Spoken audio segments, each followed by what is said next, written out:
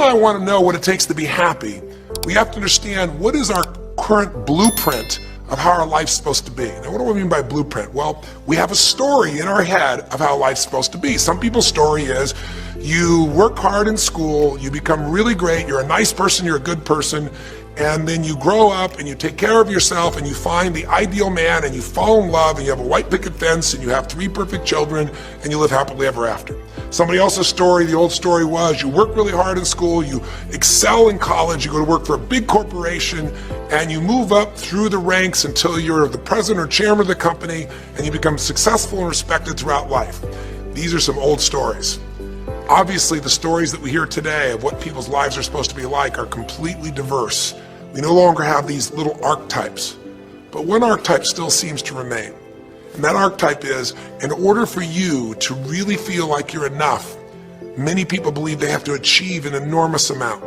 They may do it in different ways. They may do it by building a company and taking it public when they're 27 or 25 years old, or they find and create a new technology, or they become a very special doctor. But we live in a culture in the West that teaches people that you're not enough unless you do something really special and unique, and we define special and unique in interesting ways. A school teacher is not special and unique. A mother who stays home with her children day and night, sculpting their minds, their bodies, their souls, and their future is not special. We live in a world today where we treat teachers like they're nobody and pay them accordingly, and we wonder why our children seem to have challenges in learning and growing or being engaged in school. When we spend thousands of dollars on some item like a computer, but what we look at overall we invest in for the teacher and for that person who's the personal connection with them is so small. We live in a society where many women look down and say, well, you're just a housewife, you're just a mother. See, some of the pain we have in our society is not because there's one right or one wrong approach, but because we try to make everybody fit into some particular approach to life. Here's what's going to make you happy or make you unhappy in life. It's real simple. Let's do a quick test. If you're in a situation right now where you look at your life, I know there's an area of your life that you probably feel pretty darn good about. Even if you're not happy with your finances, I bet you feel damn good close to your kids. Or if you're not close to your kids, maybe you don't have any kids, maybe you feel really good about your career. If you're doing not so good in your career, maybe you got a really great body that you've trimmed down or strengthened up, or you really shaped yourself the way you want muscularly or in the way you look. Or if that's not happening, maybe you feel a really special connection with God, or really close to your mother or father or your family, whatever. Almost everybody has an area of their life they feel really good about if they're honest, and if they're fair to themselves. What's an area of your life you really feel happy about? I want you to think about it for a moment, truthfully. What's an area in your life today that if you wanted to be happy about it, you really could feel proud about it? You could feel like it's an area you're doing darn well in. And if you're really hard on yourself, there's still an area. What's an area? I want you to think of it right now. And I want you to think of that area, whether it's your body or your finances or your career or your intimate relationship or your relationship with your kids or your relationship with your creator, whatever it is. I want you to think about, why are you happy with that area of your life right now today? Why are you happy with that area of your life right now today? Really think about it. If you were in a seminar with me, I'd have you write this down. And if you can put me on hold here for a second, because I'd like to reveal to you what the formula is for happiness. And if I say there's a formula for happiness and here's what it is, you're going to go, yeah, sure, that's what he says. But if you put down the answer and we can see the formula is real without me telling you what it is, you get to look at your own life and say it matches. You're going to know this is right. So you could stop this right now if you want, put me on hold, and just write down what's an area of your life you're really, really happy about, you're really pleased with, or you could be if you wanted to focus on it. And why are you happy with that part of your life right now? Even if you're not happy with everything, what's the area you're happy with and why? Put me on hold right now, or if you're not going to do that, just think for a moment. Why? Specifically, be real. Why?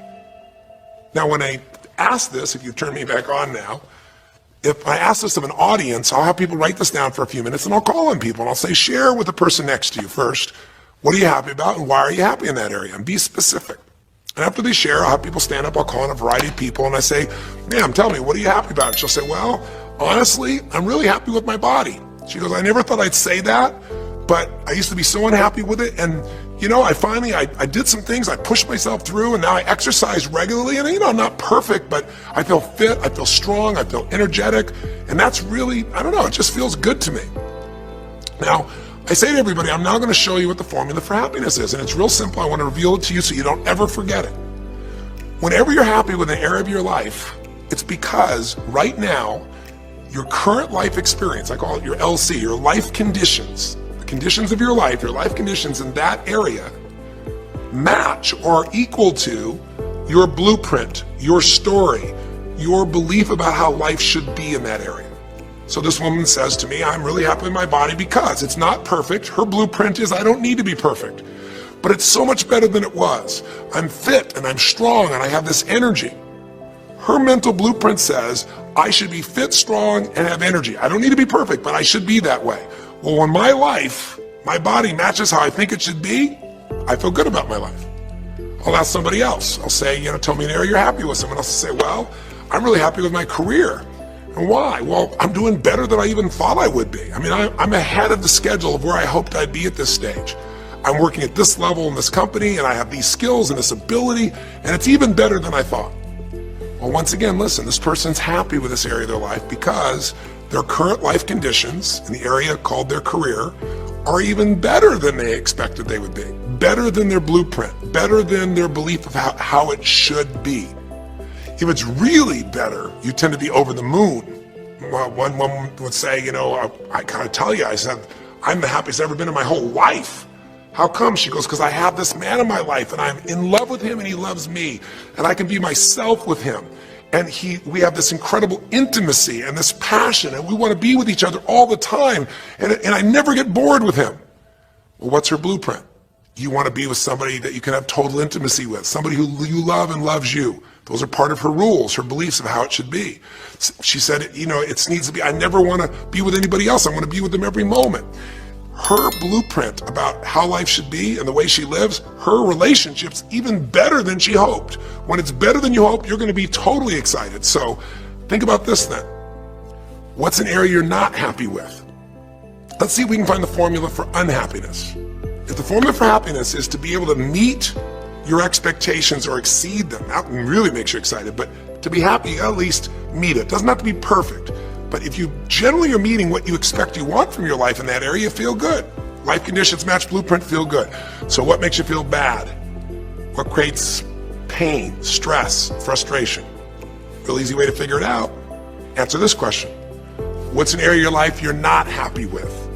I mean, be honest with yourself. And even if your life is great in all kinds of ways, I'm sure there's an area you'd like to improve. Anybody who's honest, if they're doing great in their career, very often they don't take care of their body so much. If they're really focused on their body, very often they find themselves in a position where they're not spending enough time with their kids. Or if they're spending time with their kids, their intimate relationship's not doing so well. Because it's the nature of human beings to focus on areas they feel comfortable with and strong in and give those time. And the areas they don't feel so strong and they go, I don't have time for it. What they're really saying is I don't feel very competent in that area. So what's an area of your life that you are not as happy with? I mean, it's healthy, honestly, to look at areas and say, I don't like it, I want more. This whole concept of a breakthrough is about how do I close the gap between where I am right now and where I want to be. That's what we're here to do. It's like, here's where I want to be, here's where I am. It's healthy to see there's a gap. That makes me have this hunger, this drive to grow, to feel alive, to expand as a human being. So what's an area you're not pleased with? Is it your body? Is it your finances? Is it your career? Is it your spiritual life or lack thereof in terms of feeling connected in that area? Is it your kids? Right? What's the area? What's the area that's not where you want it to be? And then answer for a moment, why aren't you happy with that area of your life right now? Why specifically today are you not happy with that area of your life at this stage of your time of your life? Again, you can stop this and write it down. Might be useful for you. Or if you're going to keep it running, you can stop it and you'll turn it right back on and I'll kick into it. Do that now. Or if you kept it running, then I'll give you what happens. I have people write this down and they don't like this exercise so much. Well, I don't like my body, or I don't like my finances, I don't like my career, I don't like the person I'm in a relationship with, I don't like myself the way I'm in relationships. Why? And they write it all down. Have people share back and forth. I call on people and the lesson's pretty clear. I tell people in advance, here's the formula for unhappiness. I'll show you before you do anything else. When your life conditions, the way you're living your life today, does not match, it doesn't equal your blueprint, your story, of how it's supposed to be, then you're going to have disappointment, frustration, or pain.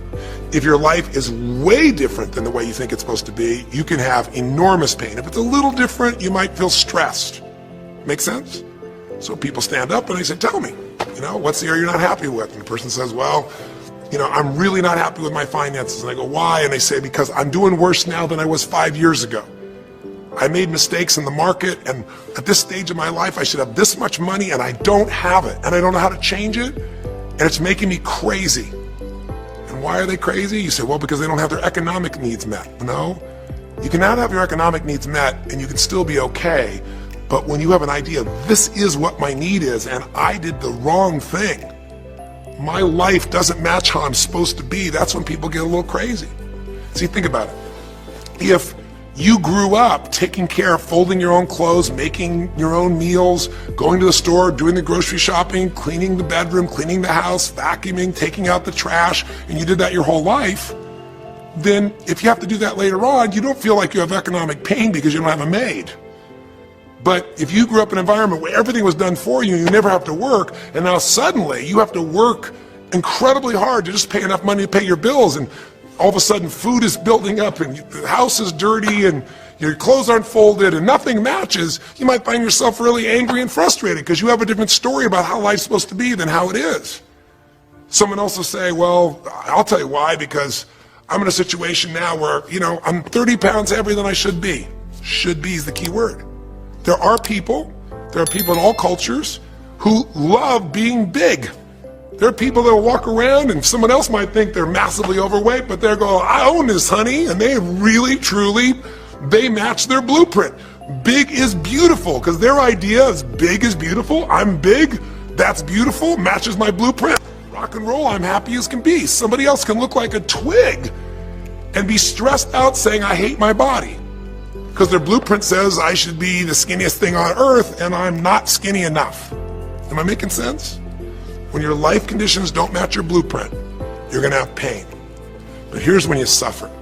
When I ask people, who here has been through the dark night of the soul? Who's been here in a situation where you feel like life isn't worth living? Or we feel like a pain that just will never go away? And a lot of people write down those experiences, like Joaquin. So you begin to understand what the issue is I'm talking about here. Joaquin, if you recall, was in a situation where this man felt like there was no reason to live. He couldn't work, he couldn't do anything, his life was worthless. Why did he think that? Because he had a blueprint. And his blueprint said, I need to be an NBA basketball player, at least a professional basketball player. I need to be able to make money and have this great lifestyle, because that's what makes me worthwhile as a human being. That's what makes my family respect me, my mother, my uncles, my aunts. I'm the successful one in the family, and I make the money. I support everybody. He's a good man. He didn't come just to be successful. He took care of his mother, his family. He tried to be an inspiration for people. Joaquin Hawkins is a man who was always going out on his free time and training kids and showing them the pathway to freedom, how they could play basketball and get free like he did and get out of the inner city. So this man is not a selfish man, but he knew this is the way to be worthwhile. This is the way to be able to give to people. This is the way to take care of your family. And all of a sudden, one night, what happened? That way was taken from him. He has a stroke. In the middle of the night, his life conditions make it impossible to be who he has to be, or he feels like he's worthless. You get it? We have an identity. We have a story of how we're supposed to be. And if life somehow gets in the way of that story, we feel pain. But if we feel we have no control, that's when we go into suffering. See, it's one thing to say my life doesn't match my blueprint, I gotta lose weight. That might stress you out. Or my life doesn't match my blueprint, I'm not in a relationship, I gotta get in one. That might motivate you even. You might not like it, but you're gonna find a way to get in one. Or my career doesn't match how I should be, you could change it. But when you start believing that your life doesn't match your blueprint, and you have no control to change it, you're helpless, that's when people suffer. And so this week, for your breakthrough, it's a chance for you to start to take a look at your blueprint anywhere you're really having pain. Hey, look, if you're doing great in some area of your life, celebrate it, of course, and I'm sure there are many areas you are. But life is really a series of growth spurts. I mean, Two things in life make you feel alive: growing and giving. And what's really wonderful about this man, Joaquin, is he was constantly growing, trying to get better, trying to be a better teammate, a better basketball player. Think about it. When he didn't make the teams and he didn't make the NBA, he didn't give up. He worked even harder. The guy was always striving to become something. And he became it, and he achieved it, and then life took it from him. Isn't that the common denominator with so many of the people in the stories of this 6-part series that you saw, these 6 specials? I mean, Frank and Kristen had a blueprint of what life was supposed to be about. We're supposed to get married and have children, and we're gonna have our own business. And all of a sudden, life doesn't match the blueprint. And suddenly, there's depression. Because in their case, they said there's nothing we could do. But they were wrong. They were wrong because they discovered, and Frank discovered, I can make a difference in my wife. The chair, even though I didn't create this and didn't ask for it, this chair does not define me. I can become more than I was before. I can have the impact with my wife. I can have children. We had to change his blueprint because we couldn't change all the conditions of his life. Does that make sense? I couldn't get him to physically walk again. Maybe someday he will, but we can't count on that. What we got to count on is that he can be fulfilled by seeing he isn't helpless. And I did that through a series of experiences that violated what he thought he couldn't do. The same thing was true with almost every one of the people we worked with at some level. And in Joaquin's example, it was also true. Joaquin said, well, I can't ever have this quality of life again because I'm not a professional basketball player. And he was locked into that mindset, and all of us get locked at times. But to his credit, to a system of steps, we were able to break him out of that. We were able to get him to see that he isn't helpless. Because here's your choice. Watch this now.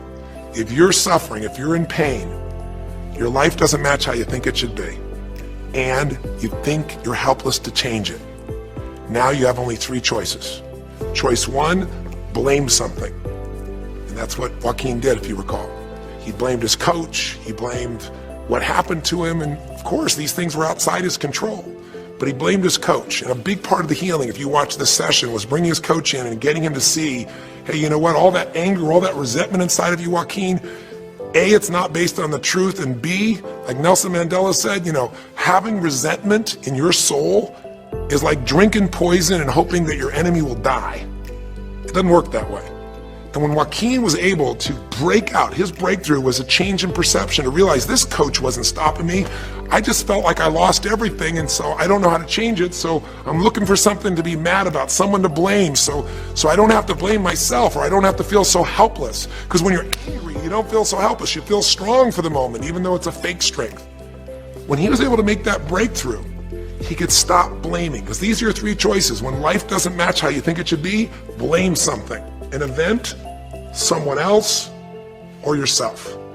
As we talked about earlier in this series, blame games just destroy you. There's no progress when you blame. For the moment you feel okay, but nothing changes. What are your real choices?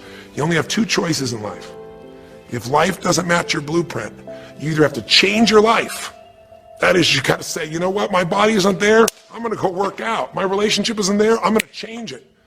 I'm not making what I got to make, I'm going to retool, I'm going to get a new skill, I'm going to go back to school, I'm going to start a business, I'm going to do something. You have to do something to change your life. Or, in order for you to be happy, if you can't change your life, you're going to have to change your blueprint. Usually in life, it requires a little bit of each. Does that make sense? And if you change your life and change your blueprint, you can have an extraordinary life. And what you witnessed this man do was, once he let go of his anger and his denial, once he started to look at things, he began to find, by spending time with his family, that he was worthwhile being loved whether he played basketball or not. Of course he'd love to play basketball, but professional basketball was no longer a part of it. And we got to get Joaquin to shift that. And Joaquin is a metaphor for all of us. Because all of us are going to have times in our life when what we want or think life should be like isn't going to match how life really is. Those moments, if we blame, our life goes into pain. If we change, we can change our life and match our blueprint. But we have to also know when it's not within our control. And that's how we're able to make a shift and change what our story is for our life, what our expectations are, not by lowering them, but by changing what that model really is. I hope this makes sense to you. I'll give you a great example. Years ago, I do a lot of work with business people, celebrities, people of all kinds of walks of life. And I was dealing with a group of people, and they knew a very, very powerful celebrity. And to give that person privacy, I won't tell you too many details, so you can't figure out exactly who it is, but it would be a person who was very successful as a woman, who was extremely attractive by cultural standards, a woman who's had a lot of dear friends, a lot of deep respect, so great skill, great ability, extremely talented, quite attractive, quite wealthy in financial terms, and lots of great friends. This would be, for most people's idea, the ultimate blueprint. If your life matches that description, you must have an incredible life. But ironically, this particular individual, as famous as they were, was depressed all the time. They had seemingly everything, and yet the person was depressed. How do you get depressed when you're smart, and you're strong, and you're beautiful, and you got great friends, and you're rich, and you're famous? Well, it's real simple. People said, I don't know what it is. Everyone's tried to help her. She's been through counseling. She's got all these different drugs. Nothing's working. She's taking antidepressants and she's still depressed, which is not uncommon, by the way. Because if you change the way you feel physically, but you still see your life doesn't match how you think it should be at some level, and you feel like you're helpless to change it, you're going to be depressed. So I said, bring her to me. I said, I can help her. I know that sounds like hyperbole, but I absolutely can help her. Well, how do you know that, Tony? Because I already know what the problem is. I know if someone's depressed, it's because they feel helpless because their life doesn't match how they think it should be. I just don't know what her blueprint is, but we'll find out what it is, and we'll either help her change her life, or we'll help her change her blueprint, or both. Long story short, and very quickly, I'll tell you the core of it. She came to me and she spent maybe the first half an hour telling me, apologizing, saying, I know I should be happier. I know it's silly for me to be depressed. I don't know why I'm so depressed. I know I should be grateful for what I have, and I am grateful. And it was all these reasons why she knows she should feel good, but still didn't. And I tried to finally explain to her, listen, I don't care about that. I care about you. The fact that you're not happy has nothing to do with what you have or don't have. The fact that you're not happy is that your life doesn't match the way you think it should be. And you have some idea of how you think it should be. And worse, if you're this depressed after all this time, you feel like you can't do anything. You have no power to change it. You feel helpless. And she looked at me in a certain way, and I said, so what is that? What did you want your life to be like? She goes, well, it sounds stupid. I said, it's not gonna sound stupid to me. She said, well, I don't know. I just always, since I was a little girl, dreamed that I would be married and I would have 3 basically perfect children, and they would love me totally, and I loved my husband, he'd love me. And I said, okay, so how's that working for you so far? And she said, well, I think you know, because she's a pretty famous person. She said, I'm divorced twice, I have no children, and I'm now X age. And to give you a clue, that age would be an age where having a child, your own natural child at least, barring a medical miracle, is not going to happen. So I said to her, well, why don't you just adopt? She goes, no, that's not it. And so what I had to dig under is, remember we talked in one of the earlier sessions about there's the surface problem and then there's the deeper desire or need. So I said to her, I said, well, what if you couldn't have the husband but you could have the kids? And she smiled and she said, I'd take that. I said, well, why not adopt a kid? She goes, no, it has to be my own blood children. So I kept digging to find out what was behind her blueprint. Because your blueprint is just a projection of what you think you need to be happy. But as human beings, we're notoriously ineffective at knowing it's going to make us happy. So much that we think we're going to make us happy, we get there and we go, is this all there is? So many things that we think are going to make us miserable and we can never deal with, we go through it and we can handle it. We're not good at projecting these things. All kinds of studies will show this. So I said to her, well, what are you hoping to get from these 3 children? Why do they have to be your blood children? And she finally said, well, if they're my blood children, I know they'll always love me. They'll never leave me. What was she looking for?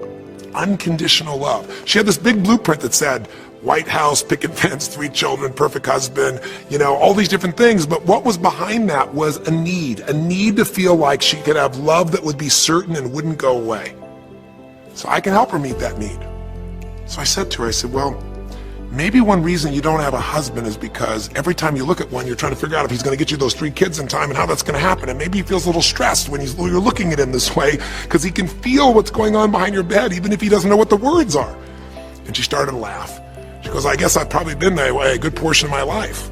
And she goes, people wonder, why I'm so uptight. I said, you're uptight because You felt like you're running out of time trying to meet some picture. But I said, all you really want is love. I said, don't you have a lot of love in your life? Tell me about your friends.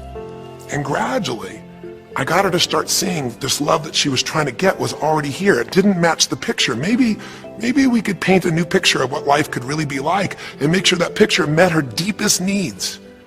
That's basically what we did with Joaquin.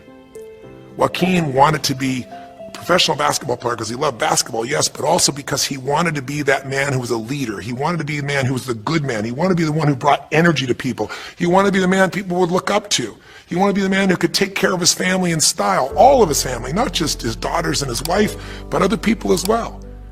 Underneath it all, he wanted to know that he mattered. And through the process that you saw on this show, he began to find out that he didn't need to be angry at the world, that yes, his blueprint was taken from him, but his soul and his ability to be a special human being that could touch other people was not taken from him. That maybe his real gift was his ability to inspire young kids, his ability to get himself to do whatever it took. How did he become a professional basketball player? Unbelievable discipline, unbelievable drive. He started bringing that to picking up trash, and the game started to change. He started to have fun there. He could come home and take care of his kids and pay his bills.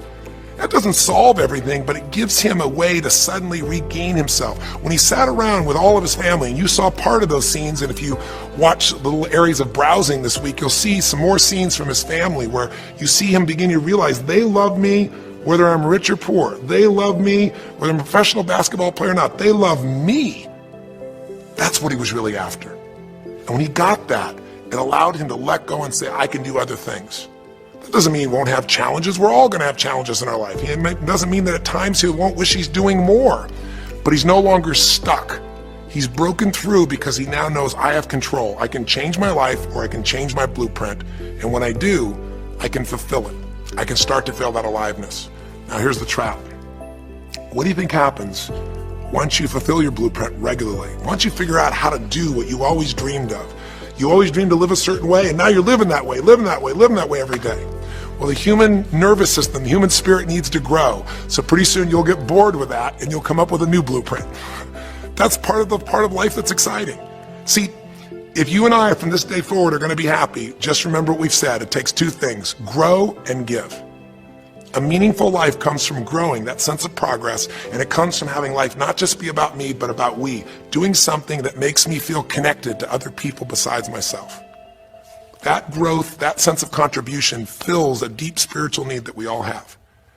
If you are unhappy in your life, you got three choices, really two. Blame, that's not a choice, it's not going to work. Don't blame someone else, don't blame the event, don't blame yourself. Just figure out what you're going to do to change your life. That's my specialty. If you like my coaching or my team's coaching, come visit with us. Come to an event. Come get a coach. Come to a program, and we'll guide you through it more than just a few minutes like this, and we'll do it directly in an environment that'll shift you. Or change your blueprint. You're going to have to rewire what's going on inside, and that's what we focus on as well. So I hope this journey has been an interesting one for you.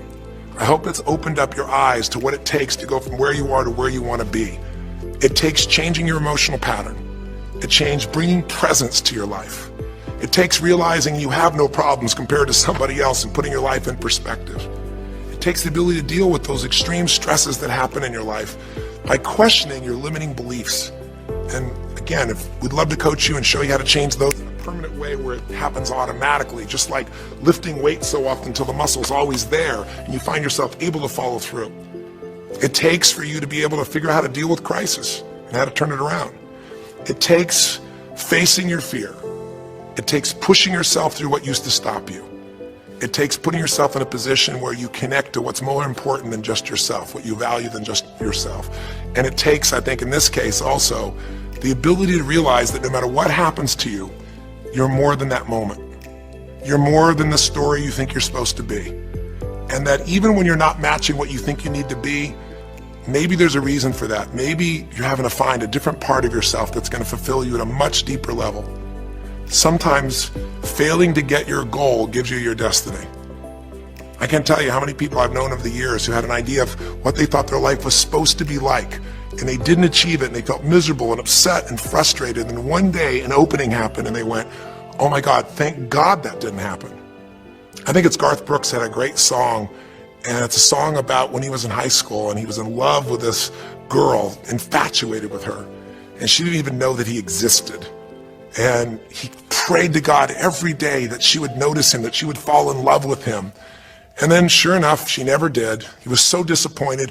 His blueprint didn't match. His life didn't match it because she didn't even know he existed. And he felt this suffering. He could do nothing to turn it around. Well, 15 years later, he became a guy named Garth Brooks, somebody everybody knew, and he could rock, stadiums with his energy and his song and his music.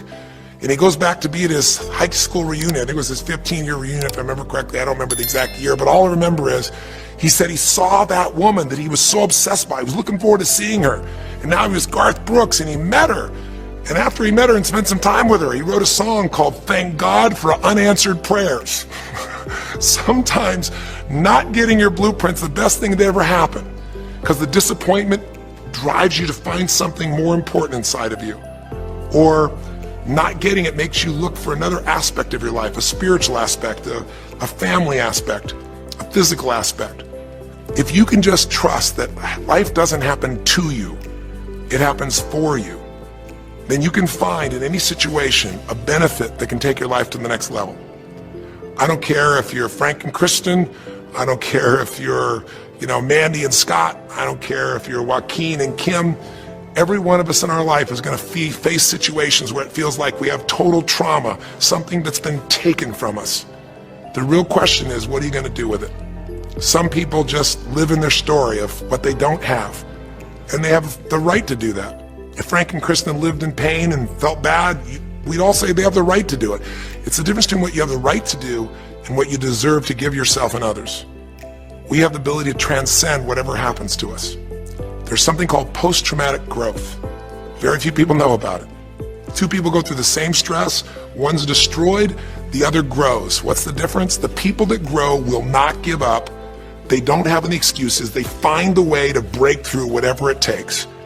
And when they do, three things happen. Number one, they realize who they really are and what they're capable of. They realize they're so much stronger than they thought they were. And number two, they deepen all their relationships. You want to know who really cares about you, who you love and who loves you? Go through some tragedy, go through some hard times. All your Facebook friends go away. Your real friends, your real family shows up for you, and you show up for them, and it deepens your relationships. And the third thing happens, if you can push yourself through and break through whatever challenges life gives you, is each time you have a breakthrough, you get stronger. And it almost like builds a psychological immunity in you, where suddenly, all of a sudden, it's like stuff happens, and you know stuff's gonna happen, and you're not scared of it anymore.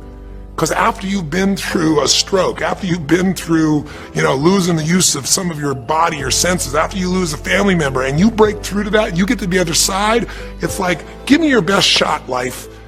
It's almost like there's this psychological immunity that says, I'm ready for whatever life will give me. I don't want challenges, but if they're here, I know I can handle them.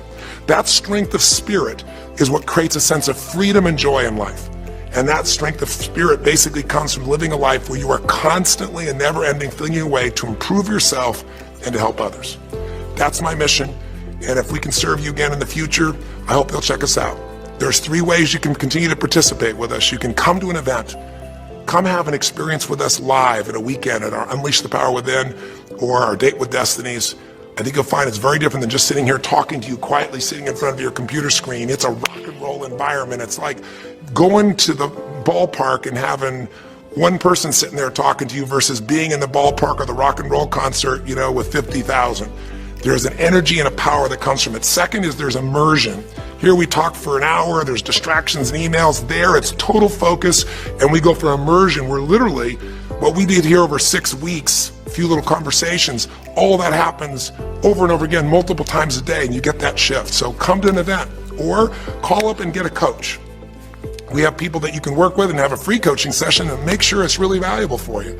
But these are people that can check in with you to help make sure you break through, you make the changes you want to make in your career or your finances or your body or your emotions or whatever area matters to you. And finally, lastly, and probably most importantly, every day you got to feed your mind. Because every day most of us are turning on, some form of news. It shows up in our pocket, in our Blackberries or iPods or our iPhones, I should say. It shows up, on your computer constantly. It chases us, and it rarely does a good idea interrupt you. Really what you have to do is pursue the ideas, pursue the experiences that are going to change your life. And we have a way to do it called net time, no extra time. A way where you can keep feeding your mind the stuff that really matters with some products or services. So if you're interested in any of those things, be sure to click on your interest of an event or interest in having a free coaching session, or maybe try one of our audio programs, because the other challenge here is with video, you got to sit here potentially and watch me, but with audio, you can do it while you're working out, you can do it while you're cleaning the house, you can do it while you're driving in the car, while you're getting to work. We'd love to continue serving you in any way we can. I know I've gone long in this session, but I really want you to think about, how can I give my life the way I want it to be? The way I do it is I figure out what my blueprint is and I update it for what life is. I change my life, match my blueprint, and suddenly my life feels full and alive. Thank you for the time that we spent together here. I've really enjoyed our time, and I hope that this breakthrough series reminds you to never settle for less than you can be. Never settle for less than you can give or you can share. Live strong, live with passion, and God bless. Human beings absolutely follow through on who they believe they are. If you said to me, well, I'm really going to work hard to stop smoking, but I've been a smoker my whole life and I am a smoker. I know your days are numbered. You're going to be back smoking cigarettes again, because we all act consistent with who we believe we are. I tell people the strongest force in the whole human personality is this need to stay consistent with how we define ourselves. If you define yourself as somebody who is really conservative, you're not going to be crazy and act nuts unless you're really drunk or something, and then you can say it's the alcohol, when it's really just you finally getting permission to be yourself. The alcohol is your excuse. If you're a really crazy person, you act crazy, outrageous, playful. You don't act conservative because that's not who you are. Very often people say, well, I can't do that. I'm not that kind of person. And I always say to people, really, when did you define yourself? I mean, really, how many years ago did you come up with what you could and couldn't do in your life? How many years ago? Most people, if they really look at how they're living their life today, it's based on a set of standards, a set of beliefs that they made choices about 10, 20, 30 or more years ago. I mean, very often we made decisions in our youth or very young about what to believe, about what we were capable of, about who we are as a person, and that becomes the glass ceiling, if you will, that controls us. There's a corny metaphor, but it's true. I remember one time I was with my family at the circus, and there was a person there, and they had this big giant elephant, and you look at this elephant, and they take this little rope, put it around the elephant's neck, and they drive this stake into the ground. And I mean, you look at this and you know that elephant could rip down the entire tent with almost no effort, and yet the elephant doesn't struggle, doesn't try. Why? Because the elephant's conditioned. And they take that elephant and condition the elephant when it's a baby elephant. That's how they train him. When it's a little baby elephant and it doesn't have the power yet, they put a big rope around it and they drive this huge stake in the ground, and the elephant fights and fights and fights. And one day, finally, that elephant decides, I'm not capable of pulling this out. And once that becomes the definition of an identity of anyone, an elephant in this case, they don't even try anymore. It's just who I am, that's how it is, that's just the way it is in my life. I'd like to ask you to take a look at any place you've got a limitation and ask yourself, when did I decide to accept that limitation? And you may not even see it as a limitation. You might see it as just that's who I am. But so often in our lives, we've adapted to be a certain way so that we don't fail or so that people will like us or respect us, but it's not necessarily who we are. Joy comes when you're spontaneous. It's really hard to be truly happy when you're not being yourself. And most of us have no clue who we are. And so a big part of my work, if you've ever been to an event, you know, is to get people to do things spontaneously without thinking, because that's when the real you shows up. That's when the energy comes alive. And when you do that, when you start to connect to your true nature, suddenly there's energy available for you to set a higher standard for what you want in your life. That's what this is really all about. And when I talk about standards, when I talk about, shoulds versus musts, think about your own life. I know there have been areas in your life where some point in time you just shifted and you raised the standard and your life changed. Because whatever people have their identity attached to, they live. We live who we believe we are. That's just how it works. It's just kind of like, I'll give you an example. Look at your physical body. Your physical body today is an absolute reflection of only one thing. Not your goals, not your desires, but your standards. The identity you have for yourself. If your standard is you're an athlete, then there's a certain amount of strength, a muscle tone, and energy that's available in your body on a regular basis because that's who you are. And so you do whatever's necessary to maintain that identity. Again, the strongest force in the human personality is this need to stay consistent with how we define ourselves. Because if you don't know who you are, you wouldn't know how to act. Once you lock in on that identity, your brain finds a way to keep you there. If you say, man, I'm overweight, I've always been overweight, I'm big boned, and that's the story you got, then you're gonna always find a way to get back there. That's your settling point. That's your identity. That's where things lock in. If you see somebody who's in really great shape, you ask them, do you work out? You know the answer. Yes. How often? And they'll tell you 3 times, 4 times, 5 times a week, whatever. In a seminar, I'll ask people, who here works out at least 5 days a week? And I'm stand up. And you look around that room, and you know that they work out 5 times a week because you can see their body. You don't just get a result without some kind of action, without some form of ritual. Ritual meaning actions you do consistently. Now, do you think those people that are out there working out 5 days a week, do they have more time than you do? Or I have, or anybody else? Of course not. Is their life less busy? Of course not. It's just a must for them. They must work out that way, and they've made that turn and their life's changed. So I'm not saying you have to work out 5 days a week. I'm just saying whatever you really want, wants don't get met consistently. Standards do. Whatever you identify, this is who I am. And so it's not so much about changing your identity as it is expanding it. Deciding that, instead of your goal is to lose 10 pounds, which is not compelling, what if your vision was to get back to my fighting weight? This year, this month, this next 90 days, I'm going to transform my body. I'm going to take on a new challenge. I'm going to find some technique or strategy. There's a million of them that can reframe myself where I want to feel younger, stronger, more vibrant than ever before. Here's my reasons. Because I want the energy to really make my life work. Because it's tough out there and I want to be stronger than I've ever been before. I want to go in front of the mirror and if I'm naked, not, want to laugh. I want to look there and take a good look and go, yeah, I'm proud of whatever I see there.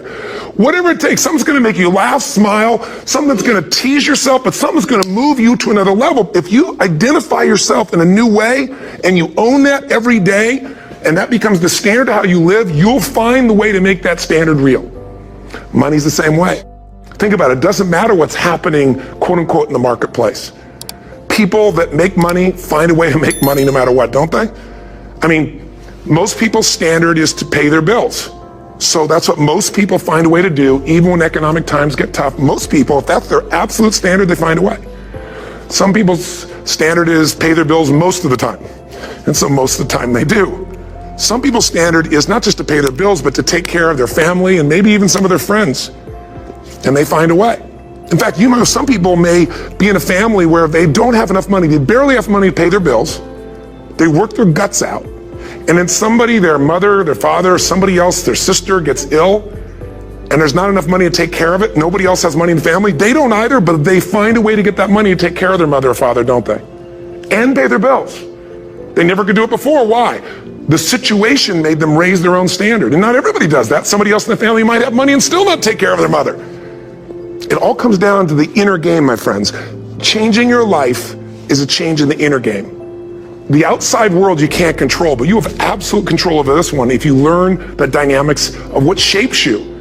And identity is one of those simple, clear, fundamental basics that if you start to shift it, everything else will shift in your life as well. Some people, by the way, have to have more than enough money to do what they want, when they want, where they want, with whomever they want, contribute the way they want. And if that's their must, they find a way. I know that sounds overly simplistic, but it's true. Somebody once said you could take all the money in the world out of the hands of everybody, out of all the wealthy people in the world who are really successful, give it to other people. It wouldn't take too long. Those people would have it back in their hands. It's not because they're manipulative. It's because they have a standard. Some are manipulative, don't get me wrong, but they got a standard of what they're going to find a way to make happen. I'm just simply saying to you, take those 3 magic words and live them. Raise your standard. And if you really want to do it, then I'll tell you the most important secret. Have you ever done this? Have you ever told yourself you're raising your standard? Okay, I'm going to go make this happen. I'm going to go make this much money. I'm going to transform my kids. I'm going to create the ultimate relationship in my life. I'm going to transform my body, whatever it is.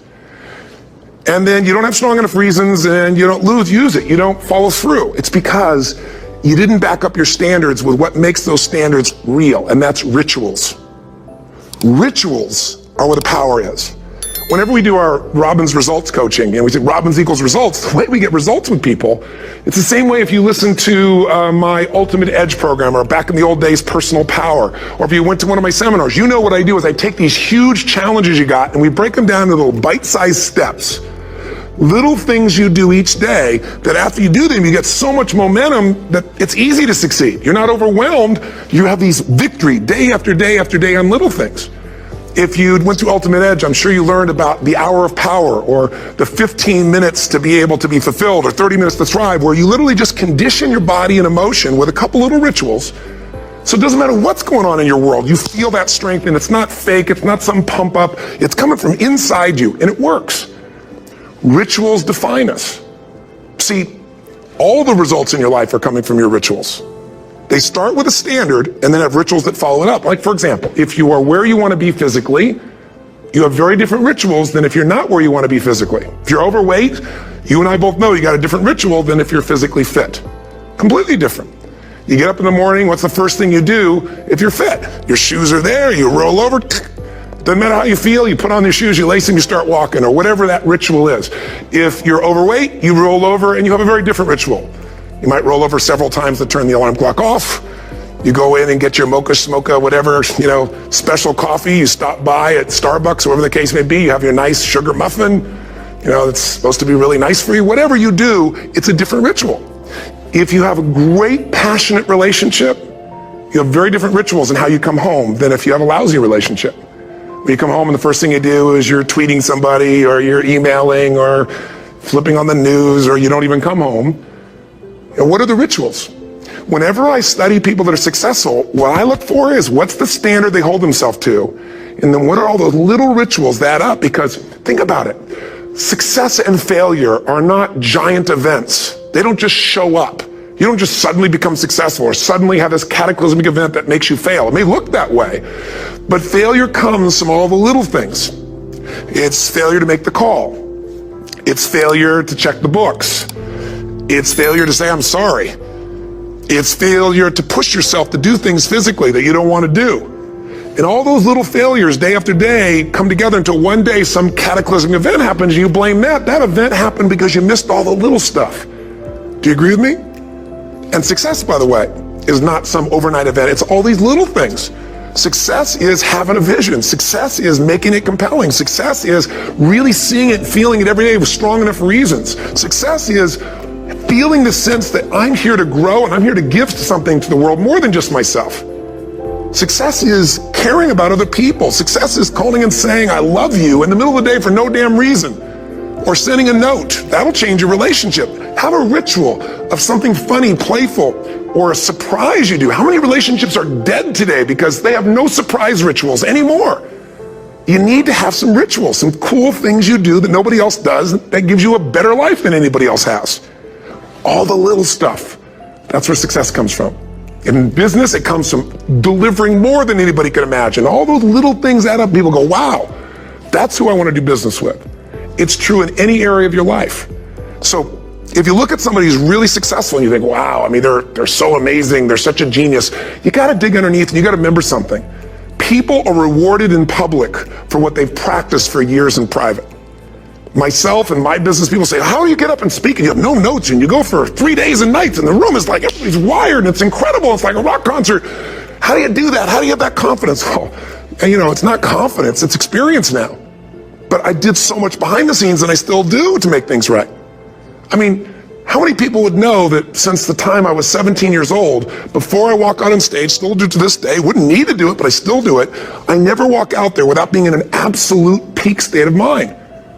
There are days my back is hurting, my throat was hurting, or I may have had a challenge, or my father passed away, and I've still got to deliver for these people because my standard is give my all every time. Every event has to be better. Talk to anybody who's been to our events for 5, 10 years, some of our trainers, and I'll say, I don't know how he does it. He always finds a way to make it better. That's not an ego thing. That's a standard in me. I have to find the way. And my ritual, though, is I prepare, I think, I gather new information, I figure out how to put something across better. What do people need? I spend time with our customers. I see what's going on. And before I get on stage each time, I have this little ritual to put myself in a state of mind. And I did it starting like 17 years old. I started doing it. I'd say, I now command my subconscious mind. And I say this out loud several times, this little phrase, set of phrases, as an incantation to kind of condition my mind and body. And I'd say, I now command my subconscious mind to direct me in helping as many people as possible today by giving me the strength and the emotion and the humor and the brevity, whatever it takes to show this person and help this person change their life now. And I started that with a person when I worked with people one-on-one, and I would do that for 45 minutes driving in my Volkswagen to go serve and coach somebody for the first time. Now I don't say that person, I say these people, and I can go out in a room of 10,000 people and deliver for 50 hours, and I do it every time I come back on stage. It's a ritual to go into peak state. Peak states don't just show up, they don't interrupt you. Great ideas don't interrupt you, you gotta pursue them. I talked to Michael Jordan, I'll never forget, at the peak of his career, and got to watch his final game, saw him backstage and spent some time with him, and it was a pretty exciting time. He was the greatest basketball player I think that ever lived and has ever lived. And I asked him, I said, what sets you apart, Michael? What is it? And is it God-given talent, ability, skill? What is it? And he said, Tony, he said, I can shoot you straight, and it's not, me trying to act humble. He goes, I have a lot of talent, a lot of God-given talent, a lot of skill. I've worked really hard. But he said, really, it's my standards.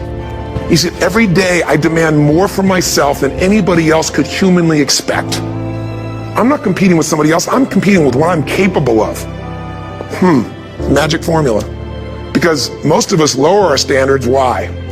Because who you spend time with, my friends, is who you become.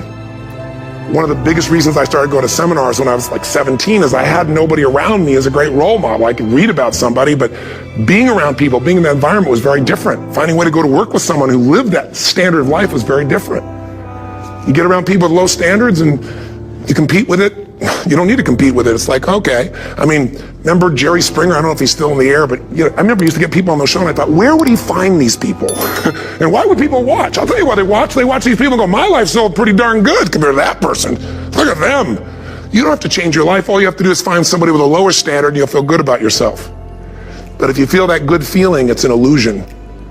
The only thing that's going to make you happy, my friend, and this year or any other, is to step up. It's to raise the standard. It's to discover what you're capable of and feel that incredible power of pushing through whatever's holding you back and get to the other side of more of your true self. That's what this game's all about. And look at the best of the world in anything. Tiger Woods, what's his vision? To win golf tournaments? No, to be the best that ever lived. That's his goal. That's his vision. But here's what's interesting. He backs it up with rituals. If you just have a vision and you don't have the rituals, stop lying to yourself. His rituals are, he started doing things nobody did before. He went and started lifting weights. Golfers lifting weights? No way. He went out and he changed his swing when he was the best in the world because he realized in order to be the best that ever lived, he's gonna have to change his swing. If you know anything about golf, you don't change your swing when you're the best. And he went and retrained himself because he has different rituals than other golfers. Now many people are modeling his rituals to get better. It's amazing. You look at somebody like Michael Phelps, the 2008 swimmer, won 7, only 2 people, I think, in history, if I remember correctly, that have gotten 7 gold medals in one session. And here's a guy, he's got number 6 under his belt, and he's exhausted, and he's going in for that final swim. I'm sure you remember. And how does the guy win? By 1/100th of a second. Do you think that was some massive skill that got him over the top? Or was it a standard that says, this is who I am. I am the champion. And no one is taking this from me. And somehow in those final milliseconds, 100th of a second, he pushed himself just beyond his competitor. But you know about Michael Phelps? What allowed him to be able to push beyond that moment is his rituals. Go study the guy. Most people who swim have these unbelievable workouts. He does 2 and 3 of those workout sessions a day. All the other swimmers in the beginning thought he was insane. You're gonna overtrain, you can't do that, it's not physically possible. But he had a standard and the rituals to back it up. So here's my final message to you, because I've gotten carried away. I thought I was gonna send you like a 5-minute message, but as you can see, there's no script here. It's just me going a little crazy with you, but I wanna really see you get what you want this year. Don't let this year be like last. And if last year was great, still don't let it be that way. Raise the standard. If your life is perfect and extraordinary, you darn well know you're not gonna be happy unless you keep making it better. That's what makes us feel alive. It's not what we get that make us happy. It's who we become and what we're able to give because we become more. That sense of contribution is what creates the deepest meaning. So here's my assignment for you if you want one. if you want to go from conversation to some action, here's a simple thing to do. What's an area of your life right now that you really want to improve? What's an area that's important to improve? So your body's great, how about your career? Career's great, how about your relationships? Intimate one especially, or your kids, or your relationship with your creator, your spiritual side of your life, or is it your finances? Figure an area that really matters, decide on that area. Number one, write down what your life is like in that area right now as specifically as possible. So you might say, well, I'm 13.5 pounds overweight, whatever the weight is, whatever the situation is, or my body fat's like this, or I wake up exhausted in the morning, and you write the truth of where you are right now. So you're real clear. Or I'm not in a relationship. I say I want a relationship, but I'm not in one, and I don't seem to find them. All the good ones seem to be gone is my belief. And I really do want one, but I don't have it. Whatever your definition, or I'm in a relationship, and God, I wish I wasn't in a relationship. I'm planning my escape, wherever you are. Or I have a wonderful relationship, we love each other, but there just isn't enough passion. Just write the truth of where you are. The area you want to change, but write how it is. And then the second step is, this is where you got to be really honest with yourself. What are the rituals that have put me there? Because whatever results you're getting, even if you don't like the results, there's some rituals that are keeping you in that place. There's some rituals of what you eat or don't eat, how you move or don't move, how you sleep or don't sleep. There's some rituals in the lack of variety or spice or energy or focus in an area. There's something you're doing, and it's usually not one thing, it's a bunch of little things that you kind of do consistently whenever you think about getting in a relationship, whenever you think about working out, whenever you think about money. You get yourself in a state of overwhelm. You start thinking about all the things you can't control. Just write down all the rituals you have, and then here's the third step. What do you want? What's your vision? And be really specific. I want to be my fighting weight. I want to be the strongest I've ever felt. I'm going to turn whatever it is, be specific. And then, last step number 4, what are the rituals that'll get you there? What would you need to do differently each morning if you're going to be that kind of energy, that kind of strength? How often would you work out? What days would you work out? What time? A ritual is something you do consistently, usually at a specific time, so it becomes automatic. Let me tell you something. Willpower doesn't last, but rituals can last a lifetime. I bet you have some rituals in your life right now you've been doing for years, even though some of them don't serve you. I'm just saying, wake yourself up. If you want a new year and a new life, you don't need to start on January 1st. Start today. Start with this little video. And just begin to see what happens and see how easy it is to just do a few little rituals. Don't do them all, just do 2 or 3 new things. And you know what happens? You'll get momentum. Because once you discipline yourself in one area of your life, you feel yourself doing it in other areas as well. And I always say something that my original teacher taught me. I always remind people, there's always 2 pains in life. There's the pain of discipline, or there's the pain of regret. And discipline weighs ounces, as my friend Jim Rohn taught me. Regret weighs tons. You don't want to have regret. So right now, what do you want to change? What's it really like? What are the rituals that got you there? That'll take a little homework. If you're not sure, ask the people around you. They'll tell you what your rituals are. What do I really want in depth? What are the rituals that'll get me there? And then get yourself to start a few of those actions and lock them in place. If I can help you in any way, we're here as a company to support you. Come have an event with us. Come to Unleash the Power Within or Mastery University, or get a coach. You can get a free coaching session if you call our company and click on something on this. Will probably have something on it, or get a product, or don't do anything with us, but do something with somebody, starting with you. If you make the changes in yourself, you're going to be proud this year, and no amount of money or accolades from other people can mirror the feeling of being proud of knowing you've taken back control of your life, or you've taken a great life to another level. Because once you do that, you have something you can give other people, whether it be your kids or your friends or your family, and ultimately that's what life's about. If there's an area you're not improving in, think of 3 pillars, if you would. Pillar 1 is get focused and clear. What's compelling? Where are you? Really? And don't lie. Where do you want to be? And make it so compelling you can't help it. When you wake up in the morning, you want to transform this area of your life. So the quality of your life already is better just because you are so excited about what you're after. When you do that with your body or your emotions or your finances or time or any other area, and you start focusing and you're clear, you're going to have energy. You're going to have drive. You're going to start to do something. How do you make sure what you do really works? You need the second pillar. And think of this as 3 pillars. Because, 2-legged stool is going to fall over. 1 leg, you can't sustain. Second pillar, you got to get the best. When I say get the best tools. Get the best map. Get the best mentor. What I'm looking for is, it's wonderful that you're focused and clear and excited, but if you're running east looking for a sunset, you got a problem. I don't care how much you believe, I don't care how much enthusiasm you have, you got the wrong tools. You got the wrong strategy. You got the wrong map. And so it's really critical in life, I believe, to get a map and get a mentor. Because the map very often changes, and the best mentor, somebody who's the best at what they do, they know the shortcuts, don't they? Or they know when the roads change. You don't get stuck hanging out, in the desert when you're trying to get to the ocean, metaphorically. So I've always focused on not just finding somebody good, but who's the best at it, who's got the best tools. Think of that first pillar as a target. You're crystal clear in the target. And now you got the toolbox, man. You got the best tools, not rinky-dink tools, the very best. And the way to get the best, by the way, that I've done it is model someone who's already successful. All the tools I come up with, some I've obviously created, but the foundation came by standing on the shoulders of other giants. I went out and found somebody that's already got the result. Why reinvent the wheel? Success leaves clues. Find the best, figure out what they're doing, do that, alter it, find your view of it, but start with what already is working rather than starting from scratch and trial and error. But if you've got that focus, the target, and you got the toolbox, and you're still not getting what you want, it's because you got inner conflicts. That's the third pillar. You've got to resolve your inner conflicts. Because as I try to explain to you, 80% of success in anything is your psychology, and 20% is the mechanics. So those inner conflicts are when you take 2 steps forward and you pull 3 steps back. Right? When you say, boy, I'm totally committed to this, but you don't follow through. This is my expertise, the why guy part. Why? Why do you keep saying you want this? You have crystal clarity, you have the tools, and you're still not getting it?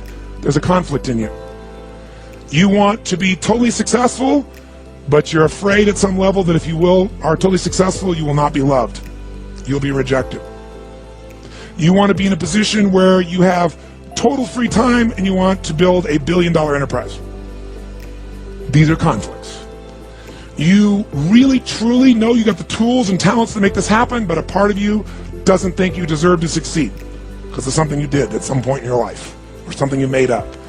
Or you think making money or being successful economically is not spiritual. And you're committed to being spiritual, and yet the other part of you, it's the inner conflicts between fighting parts. So what do we do in this third pillar? Think of it as a vault we got to unlock. Think of it as unlock and unleash. That's the third pillar. The way you unlock and unleash is you identify the conflicts. You get clear what they are. So you may have total clarity, even the tools, but how can you totally unleash and commit when you're being pulled in 2 different directions? You say, Tony, how do I solve that? There isn't one way. You've got to get clear about what's most important to you today, not what you think you should do based on an old blueprint, an old belief system, your parents, society, your friends. Otherwise, you'll succeed and not be fulfilled. So once you identify the conflicts, now what you got to do is align. Align your life with what you really value. Align your life with what is most important to you. And then once you are in a position where you're aligned, guess what you'll do? Take action. You won't have to work at it. When everything's in alignment, there's nothing pulling you away, boom, you go for it. But when you say, I want a relationship, but at the same time, simultaneously, I want to be in a position where, I never have to, I only get what I want every moment, or I never have to commit to anything, then obviously you're never going to get there. That inner conflict must be resolved. Once you align and you take action, guess what's going to happen? You're going to achieve. And once you achieve, you succeed. When you succeed, I'll tell you what you got to add to it. Celebrate, right? And then contribute. Pay it forward, if you will, as corny as that sounds. Remember the movie? Pay it forward, don't pay it back. Take what you've got, what you've learned, and bring it to someone else. And if you bring it to someone else, it continues that cycle of fulfillment, of joy, of meaning in your life. Everything works.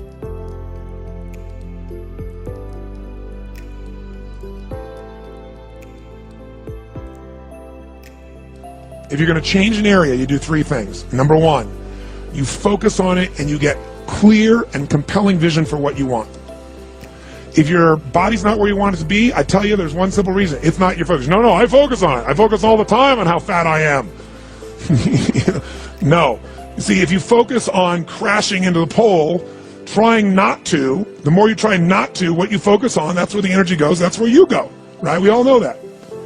But what people tend to do is, I'm saying focusing on what you want, not what you don't want. And not only just focusing on what you want, where you focus and say, well, I'd like to be strong, I'd like to be energetic, I'd like to be fit. It's focusing and making it compelling. If your only reason you're focusing on it is like, well, I need to lose some weight because I feel fat, versus I want the energy to burn, because with that I'll have more passion, more aliveness. I'll be able to impact my children. I'll be able to, I'll be able to take the business to another level. I'll be able to have fun when I'm stressed out and tired. I'll have creativity flowing through me. You can't just focus on it. You got to create a clear and compelling future in that area that will pull you towards it, so you're not trying to push yourself.